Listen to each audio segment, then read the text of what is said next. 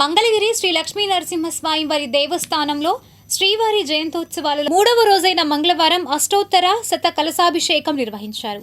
ఉత్సవ విశిష్టతను దేవస్థాన ప్రధాన అర్చకులు మాల్యవంతం శ్రీనివాస దీక్షితులు వివరించారు.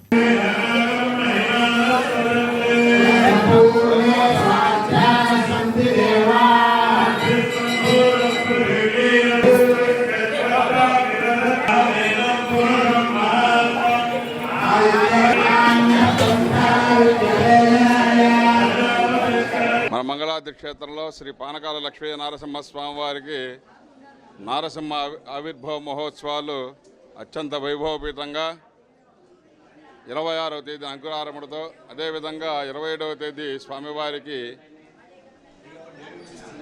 అగ్నిని చిలికి ఆ అగ్ని ద్వారా స్వామివారికి నారసింహ హోమంతోనూ లక్ష్మీ హోమాలతో పంచసూక్త హోమాలతో ప్రతినిత్యం కూడా జరుగుతున్నాయి. దానిలో భాగంగా ఈ రోజున ఉదయం స్వామివారికి నిత్యహోమం అయిన తర్వాత స్వామివారికి అష్టోత్తర కలశాభిషేకం మరియు సర్వతీర్థ జలం పుణ్యం పావనం సర్వకారణం విష్ణుభారోర్ధవం శుద్ధం సర్వమంగళదాయన. స్వామివారికి ఈ యొక్క పాదపద్మాల నుంచి ఉద్భవించినటువంటి ఆ పంచతీర్థ గంగా, యమున, సరస్వతి, నర్మదా, కావేరి, తుంగభద్ర, గోదావరి, కృష్ణ ఇటువంటి నదులన్నీ కూడా అన్ని ప్రాంతాల నుంచి కూడా తీసుకుని వచ్చి స్వామివారి అక్కడ ఆవాహన చేసి వాటన్నిటితో కూడా స్వామివారికి అభిషేకం జరిగింది.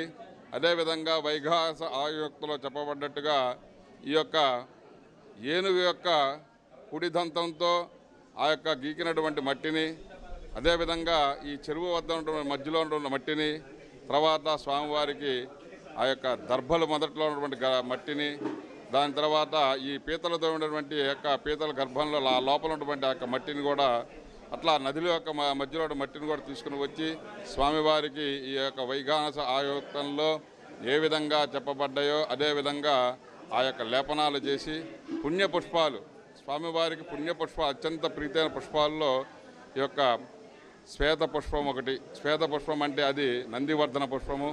అదేవిధంగా ఈ యొక్క దళాలలో స్వామివారికి ఈ త్రిదళంతో కూడినటువంటి ఆ యొక్క దళాలు, తర్వాత ఈ గన్నేరు పుష్పాలు అన్నీ కూడా స్వామివారికి ఈ రోజున వాటన్నిటితో కూడా అభిషేక పుష్పార్చన జరిగి పంచతీర్థాలతో అభిషేకం జరిగి నవకలశారాధన జరిగి, అదేవిధంగా ఆ యొక్క చూర్ణికలు ఉంటాయి కొన్ని, ఆ యొక్క చూర్ణికలతో కూడా స్వామివారికి లేపనం చేయబడింది.